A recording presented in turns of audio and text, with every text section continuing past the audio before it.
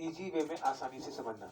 Lesson number 6 में जो देखे थे, 7 में भी वही है, लेकिन थोड़ा सा 1-2 मटेरियल 7 में बढ़ा दिया गया है। सबसे पहले ये देखिए कि चैप्टर का जो नाम दिया है, भू आकृतियां एवं इनका विकास। सबसे पहले वो आकृति को जानिए। आकृति होता क्या है? देखिए, धरातल पर, भूमि पर जो भी छोटा छोटा आकार का जो खंड होता है ना, खंड मतलब जमीन का एक टुकड़ा जो होता है, खंड बोलिए या जमीन का टुकड़ा बोलिए, उसी टुकड़ा को ऐसे अगर शुद्ध हिंदी में बोलिएगा तो धरातल पे पाया जाने वाला एक छोटा भूखंड जो मध्यम आकार का होता है, एक टुकड़े में होता है, ऐसे आकार को हम लोग कहते हैं भू आकृति। जैसे फॉर एग्जाम्पल में मानिए पठार हो गया। पठार जरूरी नहीं कि आकार में कभी कभी बड़ा हो, कुछ कुछ इलाके में पठार का जो है शेप जो है छोटा होता है। पहाड़ है, अब ये मत देखिए कि बहुत बड़ा ही होगा, छोटा भी हो सकता है। पहाड़ का मतलब ही क्या है? सबको आकार, इस तरह का कोण अगर जहाँ पे मिला हमको, समझ लेंगे कि वैसा इलाका जो है पहाड़ी इलाका होता है। ठीक है, घाटी है, तो सबके बारे में तो सिंपल सा यहाँ पे दिया गया है कि भू आकृति का शाब्दिक अर्थ है कि पृथ्वी पर जो सामान्य आकार का खंड पाया जाता है, छोटा छोटा आकार का जो खंड, टुकड़ा सब जो मिलता है, टुकड़ा जमीन का जो टुकड़ा सब है, वही टुकड़ा को भू आकृति कहते हैं। ये इसका सही डिफिनेशन है, इसको आप पहले जानिए। अब इसी के बारे में, सिर्फ इसी के बारे में पूरे टॉपिक में जो है इंडिकेट किया गया है कि जमीन पर जो टुकड़ा पाया जाता है, छोटा छोटा जो खंड पाया जाता है, उसको क्या बोलते हैं? उसको बोलते हैं भू आकृति, और आकृति को बोलते हैं शेप, मतलब आकार। आकार से आकृति बना है, वह आकृति के बारे में, और उन्हीं आकृतियों के बारे में पढ़ना है। अच्छा, अब इससे पहले थोड़ा सा जाने से पहले 3 चीजों को हम फिर दोबारा रिवीजन करवा देते हैं। अपक्षय, अपवर्तन और निक्षेपण, इसमें तीनों फार्मूला का काम होगा। इसी में जो 6 लेवल 7 में पढ़े हैं, वही 6 का इसमें 7 में यूज होगा सिर्फ, कि किस तरह से अपक्षय होता है चट्टान में, अपवर्तन क्या होता है, उसके बाद निक्षेपण क्या होता है। और इसमें से अपक्षय को थोड़ा सा याद करना है, अपवर्तन और निक्षेपण का याद रखिएगा। अपवर्तन का मतलब क्या हो गया कि अपक्षय का मतलब टूटा, टूटने के बाद वो अंश हवा, जल, हिम के द्वारा जो है उड़ करके किसी दूसरे स्थान पे खाली पहुंचा है बस, और कुछ नहीं करेगा वो। एक मान लीजिए कि चट्टान में दरार हुआ, उसका अंश टूटा, वही अंश जो है हवा के माध्यम से, किसी और चीजों के माध्यम से जो है एक स्थान से दूसरे स्थान पहुंच गया। मान लीजिए हम बताए थे ना, लकड़ी का जो अंदर का जो वो गिरा होता है, जिसका मलबा को निकालता है, वो किसी ए सेंटर पे गिरा, ऐसे वो बी सेंटर पे पहुंचा, यह अपवर्तन कहलाता है। यहाँ अपवर्तन और निक्षेपण का काफी ज्यादा इस्तेमाल होगा। अब यहाँ पे कहा गया है कि जितनी भी भू आकृतियां हैं उसमें अनेक प्रकार की विभिन्नता पाई जाती है। जैसे एक एग्जांपल की बात किया जाए कि पठार है, तो उसका आकार कैसा होगा? जमीन से ऊंचा, जमीन से ऊंचा, धरातल से ऊंचा, लेकिन उसकी ऊपरी वाला भाग सपाट होता है और चौड़ा होता है पहाड़ के मुकाबले में। अच्छा, पहाड़ का देखिएगा, ये हो गया, ये हो गया आपका पहाड़, ये आकृति है, इसी को तो शेप बोलते हैं ना, भू आकृति। भू, भू मतलब जमीन, जमीन पर पाए जाने वाली जितनी भी आकृति है उनका विकास कैसे हुआ। और सबसे बड़ा क्वेश्चन है कि आखिर ये ऐसा ही क्यों बना? वी आकार की भी है, बहुत सारा मटेरियल है उसमें, ऐसा ही क्यों बना, ऐसा क्यों नहीं बना, ऐसे क्यों नहीं बना? इसका रीजन क्या है? उसका रीजन है अपवर्तन। अब आपको बता भी दिए हैं कि जब बाढ़ आता है, बाढ़ के टाइम में जब नदी का पानी फ्लो करता है, कहीं से भी पानी जब गिरने का काम करता है ना, उस जगह पे जाकर के देखिएगा कि वहां की मिट्टी, वहां की धरातल किस तरह से कटी हुई। ऐसे ये एग्जैक्ट सेंटर नहीं दिया हुआ है कि डायरेक्ट कट जाएगा। भाई पानी ऊंचाई से गिर रहा है, अब मान लीजिए कि पानी ऐसे ऊंचाई से गिर रहा है, यहाँ पे पड़ा है, ए सेंटर पे आकर के पानी गिर रहा है, तो जरूरी नहीं है कि गहराई ही करे, चौड़ाई भी कर सकता है, आगे और विस्तृत कर सकता है, फैला सकता है, खोखला कर सकता है पूरे अंदर से। तो किसी भी रूप को लेगा, बस उन्हीं रूपों को पढ़ना। और ये होता कब है, किस महीने में होता है, क्यों होता है, इसके पीछे क्या कारण है, वही जानना है। अब ये जानिए कि प्रवाहित जल, प्रवाहित जल का मतलब होता है कि रनिंग वाटर।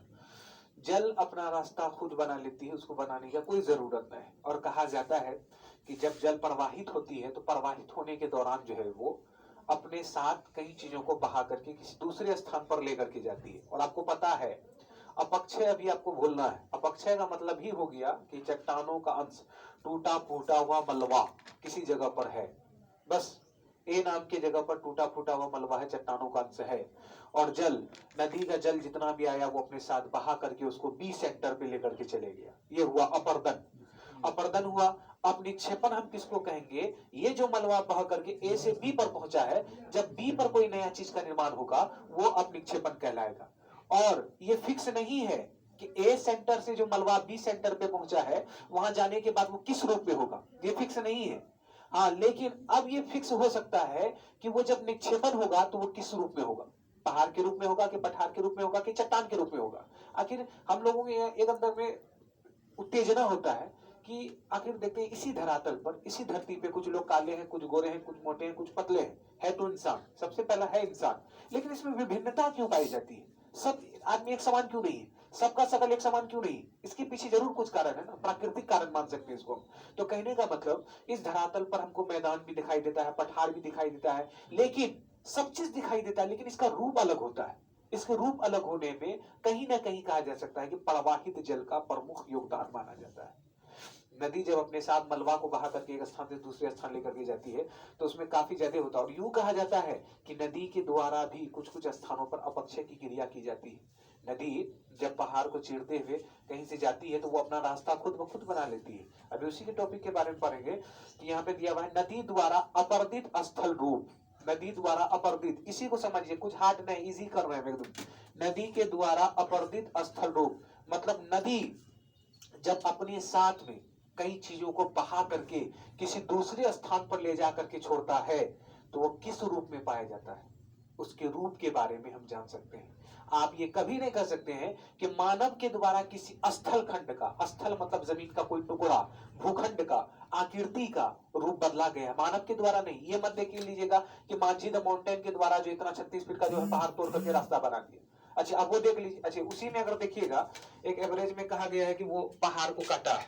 अच्छा देख लीजिए, ये था ऐसा ऐसा पहाड़ था वहां, वो इस तरह का पहाड़ था, ये है भू आकृति, ये आकृति है, ये स्थल रूप में पाया जाने वाला आकृति। अब वो क्या किया कि बीचों बीच काट दिया है, ये ऐसे काट दिया, और ये जो बीच से रास्ता बना ना, सकरा रास्ता, एकदम एकदम छोटा, ज्यादा बड़ा भी नहीं। संकरी, यहाँ संकरी शब्द का इस्तेमाल बहुत ज्यादा हुआ है, संकरी, संकरा, ये सब ज्यादा इस्तेमाल हुआ है।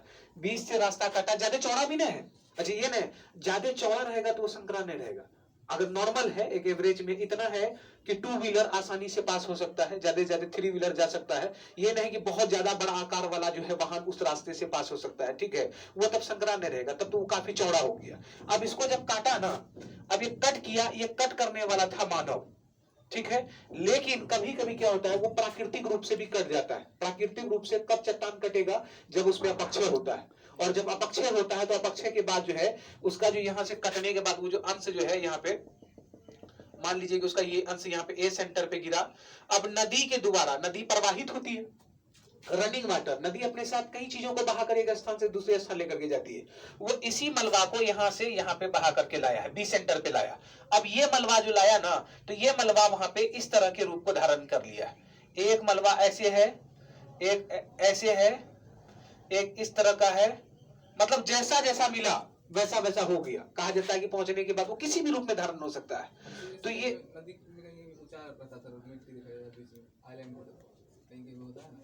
इस तरह का कहीं नदी के बीच में पूरा चारों तरफ पानी था, बीच में थोड़ा सा बालू वगैरह होता ना, वो निकला हुआ। हाँ वो वही उसी में है, गॉर्ज में है, गॉर्ज कैनियन के बारे में दिया हुआ है, सारा हम बता रहे हैं इसमें। इसमें टोटल चीजों को इंडिकेट किया। चित्र भी दिखलाएंगे हम, चित्र जो इंटरनेट से डाउनलोड कर लिए हैं, जो आसानी से समझने में आराम होगा। तो इसमें क्या कहा गया है कि नदी के द्वारा अपर्दित स्थल रूप, नदी जो है अपर्दन करता है। नदी अपने साथ कई चीजों को जब बहा कर लेके जाता है ना दूसरा स्थान पे, बी नाम के सेंटर पे, वो अपक्षय हुआ रहता है, अपक्षय पहले हो चुका है, अपक्षय का मतलब टूट चुका है, उसका अंश सिर्फ बहा करके प्रवाहित करके अपने स्थान पे दूसरे स्थान पे लेकर के जाती है। अब वो किसी भी रूप को धारण कर लेता है। जब वो उस रूप को धारण कर लेता है ना, तब वहां बोला जाता है कि नदी के द्वारा अपर्दित कुछ स्थल रूप है, हमने बनाया है, इंसानों ने नहीं। नदी खुद कहती है कि मेरे द्वारा बनाया गया है। इंसान कहाँ बनाया, हम अपर्दन किए। नदी खुद कहता है कि मेरे द्वारा क्या क्या चीज बनाया गया है। जैसे इसमें से नॉर्मली कहा जाता है कि प्रवाहित जल जो है कई रूपों में होता है, पहले उसको जानिए। वो तो गॉर्ज कैनियन के बारे में, वी आकार की घाटी, सबके बारे में पढ़ेंगे। पहले ये जानना है कि नदी जो है मूल रूप से 3 प्रकार में डिवाइडेड होती है। यहाँ पे जो कहा गया है कि प्रवाहित जल निम्नलिखित में से 3 प्रकार की अवस्था होती है। जो रनिंग वाटर होता है, जो पानी का जो रफ्तार होता है, उसका 3 स्टेज होता है। जरूरी नहीं है कि हर पानी में रफ्तार तेज ही हो, जरूरी ये नहीं है कि हर पानी का जो मात्रा ज्यादा हो, जरूरी ये नहीं है कि पानी जो है मध्यम आकार की अवस्था में ही हो। जैसे 3 अवस्था कहा गया, युवा अवस्था, जवान, जवानी जो रहता है उस टाइम जब जवान रहता है कोई चीज, बता युवा अवस्था में जो है नदियां पहाड़ों से निकलती है। पहाड़ों से जब निकलती है तो काफी ज्यादा आकार में नहीं होता वो। मान लीजिए ना, एक एग्जांपल के तौर पे अगर लिया जाए तो नदियों का आकार ये जो है, चौड़ाई की अगर बात कीजिएगा तो बस इतना ये होता है, इसीलिए कहा गया है कि प्रवाहित जल को हम 3 स्टेज में डिवाइडेड कर सकते हैं, बांट सकते हैं। 3 अवस्था में बांटा गया है। सबसे पहली अवस्था को कहा गया है युवा अवस्था, जैसे कि व्यक्तियों में भी होता है ना, हम लोग भी गुजरते हैं उसी स्टेज। युवा अवस्था आता है, प्रौढ़ावस्था आता है, वृद्धावस्था, उसके बाद मृत्यु, जवानी, उसके बाद फिर अर्ध में आते हैं, बीच में आते हैं, उसके बाद बूढ़ा हो जाता है, इंसान मर जाता है। तो 3 तरह का स्टेज हर चीजों में देखा जाता है। वही बताया कि नदी की जो पानी है प्रवाहित जो होती है वो 3 लेवल में प्रवाहित होता है। सबसे पहला लेवल है युवा अवस्था। युवा अवस्था में नदियां पहाड़ों से निकलती है। जब ये पहाड़ों से निकलती है ना जल, तो उसमें जो है उसका आकार, उसका लेवल, उसकी चौड़ाई काफी ज्यादा बड़ी नहीं होती है। अब एक एग्जाम्पल के तौर पर देख लीजिएगा, मोटा वाला पाइप लीजिए और उसको किसी चीज में लगाइए, तो उसका आकार, पानी का जो फवारा निकलेगा ना, तो मोटा करके ही निकलेगा, क्योंकि आकार उतना बड़ा है। और छोटा सा पाइप लीजिए, नल में लगा दीजिए, उसी आकार का निकलेगा जिस आकार का पाइप है आपका। तो कहने का मतलब यह है कि युवा अवस्था में जब नदियां पहाड़ों से निकलती है, बाहरी क्षेत्रों से जब निकलती है, तो वो चौड़ाई में काफी ज्यादा बड़ा नहीं होता है, एकदम पतला होता है, एकदम नॉर्मली। और वो आसानी से जो है, काफी तेजी में नहीं होता, एकदम मध्यम आकार से जो है नीचे की ओर जो है वो फ्लो करती है। और इसी फ्लो के दौरान जब पहाड़ों से निकलती है, तब वो वी आकार की घाटी बनाती है। नदी रास्ता बनाता है ना, तो अजीब अजीब बनाता है। अभी देखेंगे सारे चीजों को। मान लीजिए कि जिस तरह से हम बतला रहे हैं, ये हो गया आपका पहाड़। अब यहां से कोई भी जल अगर प्रवाहित करती है, कोई भी जल अगर प्रवाहित करती है, तो वो इस तरह से फिर फ्लो करती है, ऐसे जाती है, यहां से गिरना, यहां से जाना, यहां से आना, यहां से जाना, इधर से रिटर्न हुआ, ऐसे हुआ। ये क्या हुआ? ये वी हुआ, वी अक्षर, अंग्रेजी के वी अक्षर का है। तो बताया कि नदियां, आपको सवाल पूछेगा कि प्रवाहित जल की वह कौन सा स्तर है, वह कौन सा लेवल है जिसमें नदियां वी आकार की घाटी बनाती है? तो युवा अवस्था। वी आकार की घाटी बनाती है, लेकिन ज्यादा गहरी नहीं होती, नॉर्मल में होता है। जैसे यूं कहा जाए, पूरा वी नहीं होता है, पूरा हूबहू वी नहीं होता है। मान लीजिए ना कि हल्का सा इस तरह का लगता है कि हाँ वी हुआ, ज्यादा गहरी नहीं होती। लेकिन जब ये प्रौढ़ अवस्था में जाता है ना, दूसरा लेवल पे जाता है, मैच्योर, कहने का मतलब 10 साल के बच्चा से जब आप सवाल कीजिएगा तो उसी तरह का आपको जवाब देगा, क्योंकि बच्चा मैच्योर नहीं हुआ है, उसके अंदर में मैच्योरिटी नहीं आई है। लेकिन अब वहीं पे 50 साल से सवाल पूछेगा तो मैच्योर पन आता है। तो कहने का मतलब है, जब नदियां आरंभ में निकलती है, जब उसका पहला स्टेज होता है, तो पानी में उतना रफ्तार नहीं होता है, एकदम नॉर्मल बैलेंस में गिरता है, और ज्यादा गहरा भी नहीं होता, ज्यादा लंबा भी नहीं बनाता। कोई कहता है कि नहीं बहुत बड़ा वी बना लेता है, कि यहाँ से पानी गिर रही है, यहाँ इतना लंबा, ऐसे इतना गहरा हो जाता है, ये इतना गहरा नहीं होता, उतना गहरा, एकदम नॉर्मल होता है। निकला पहाड़ी से पानी हल्का सा, अब फौरन टर्न ले लिया, ऐसे निकला, ऐसे टर्न ले लिया, ये बनाता है। ये डब्लू पे नहीं जाना, ये हल्का से एकदम यहां से गिरा है, इधर से टर्न ले लिया, ज्यादा भी गहरा नहीं। हमें सवाल पूछा भी जाता है कि जब नदियां प्रवाहित करती है, जब जल प्रवाहित करता है, तो उस दौरान जो है वो किसमें किस प्रकार की घाटी का निर्माण होता है? इसमें वी आकार बनेगा, गहरा नहीं होगा। लेकिन प्रौढ़ अवस्था में भी वी आकार का घाटी बनेगा, लेकिन वो काफी ज्यादा गहरा होगा। तो वो रास्ता खुद बनाता है। ये वी बनाने में कोई आदमी उसका साथ नहीं देता, पानी खुद से रास्ता बनाती है, और वो कई रूप दिखलाता है, कई रूप, और उनका विकास भी हो रहा है। भू आकृति जितना भी चीज देख रहे हैं, उसमें नदी का बहुत बड़ा योगदान है। नदी ऐसे रास्ता बना दिया तो उसका नाम पड़ गया, ओ रेखीय, रेखीय आकार। ऐसे बना दिया तो बोलता है कि अंडीनुमा। तो बहुत सारा है, कीलनुमा। तो एक आकार दिखलाई दे रहा है, और उसका विकास कैसे हो रहा है, उसको यूज कैसे हो रहा है, अभी देखेंगे इसमें गॉर्ज कैनियन के बारे में।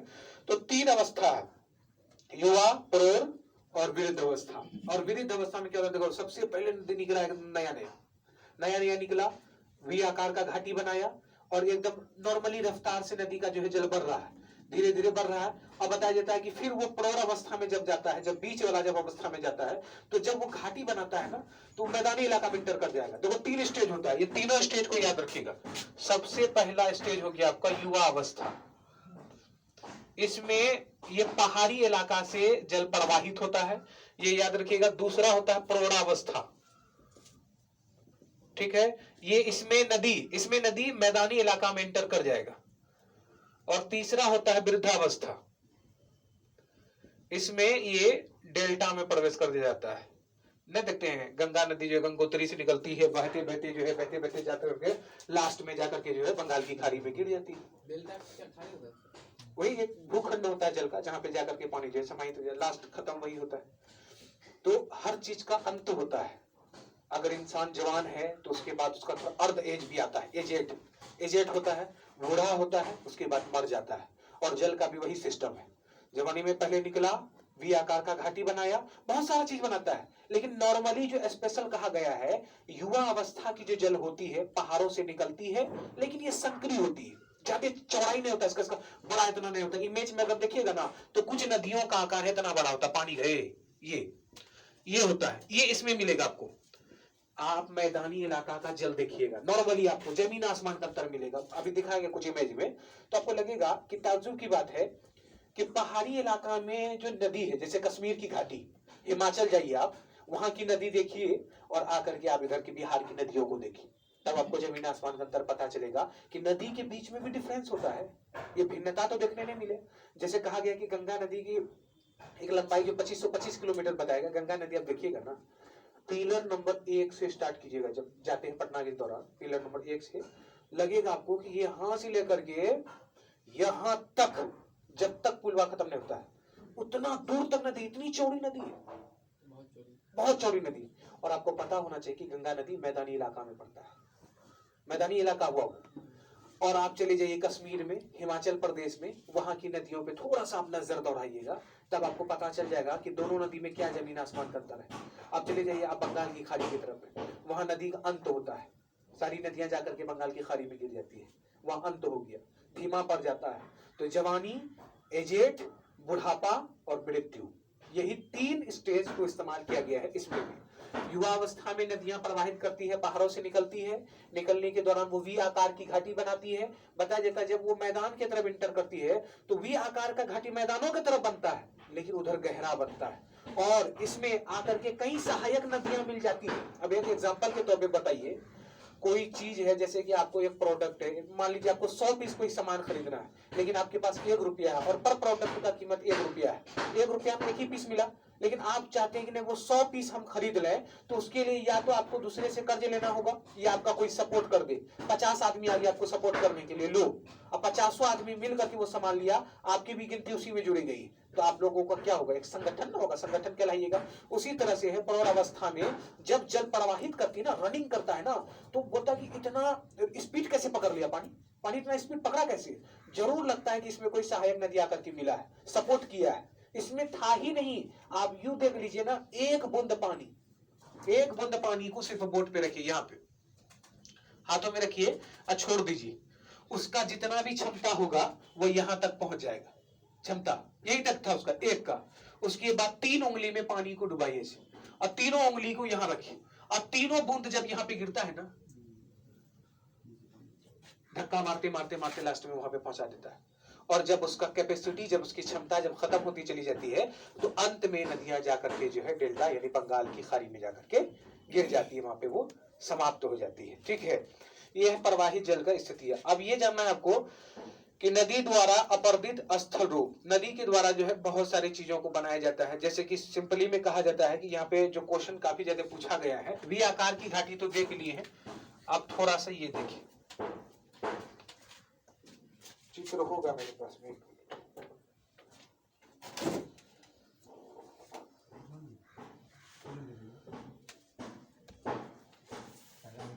देखिए पहले इसका परिभाषा लिखिए, भू आकृति का हेडिंग